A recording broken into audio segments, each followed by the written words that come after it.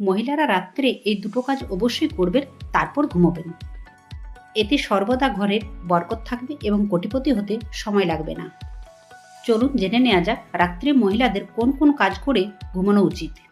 তার আগে সকলের কাছে অনুরোধ, ভিডিওটি লাইক করুন এবং চ্যানেলটি সাবস্ক্রাইব করতে ভুলবেন না। চলুন জেনে নেওয়া যাক রাত্রে মহিলারা এই দুটো কাজ করে অবশ্যই ঘুমোবেন। তাহলে কখনো আর্থিক সংকটের সম্মুখীন হতে হবে না এবং ঘরে সর্বদা সুখ শান্তি বজায় থাকবে। রাত্রে রান্নাঘরে বাসন পরিষ্কার করার সময় একটি বিষয় অবশ্যই খেয়াল রাখবেন। কড়াই এবং রুটি বানানোর তাওয়া ধুয়ে রাখবেন না, সেগুলো পরের দিন সকালে ধুয়ে নেবেন। রাতের খাবার থেকে অল্প একটু ভাত বা রুটি একটু আলাদা করে রেখে দিন।